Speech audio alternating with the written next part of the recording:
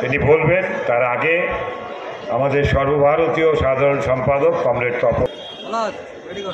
Comrade president, মঞ্চে উপবিষ্ট নেতৃবৃন্দ আর এই স্বাগত এই প্রকাশ্য সমাবেশে হলদিয়া শিল্পাঞ্চল এবং এই জেলার শ্রমণেরা,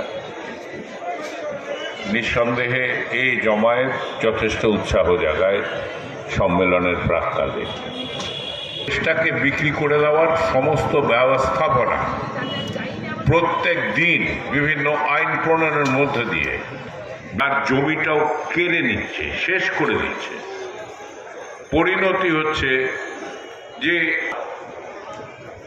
বড় মালিক কোম্পানি, দেশি এবং বিদেশি, তার হাতে দেশের যাবতীয় উৎপাদনী সম্পদ, তার খনিজ সম্পদ। আজকে আপনারা শোক পালন করেছেন। এয়ার ইন্ডিয়া প্লেন আহমেদাবাদে লন্ডনের জন্য যাওয়ার মুহূর্তেই ভেঙে পড়ল।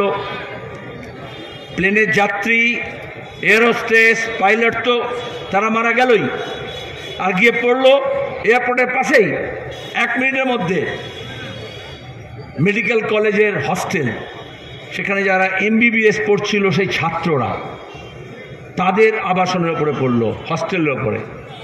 কতজন হবু ডাক্তারও মারা গেছে।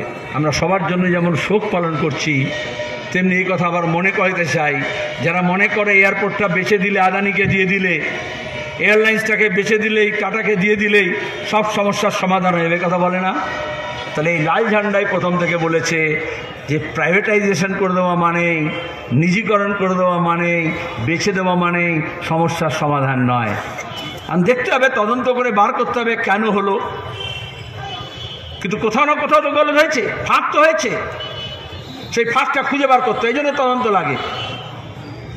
এই যে মহেশতলা, গঙ্গার ওপারে শুনলেন তো, হকার ফল বিক্রি করতো, ঈদের ছুটিতে গেছে গ্রামে বাড়িতে।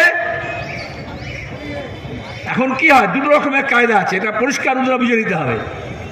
এক হচ্ছে বুলডোজার নিয়ে, 56 ইঞ্চি ছাতি নিয়ে পুলিশ দিয়ে খাদায়, আর একটা হচ্ছে ধর্মকেই ওই বুলডোজারের মতো, অস্ত্রের মতো ব্যবহার করে। তাহলে ওইখানে একটা রাতারাতি তুলসীতলা বানিয়ে দিয়েছে। আর তারপরে মুসলমান যদি হয় তাহলে আরো বিপদ, তুমি এখানে বসবে না, এখানে মন্দির।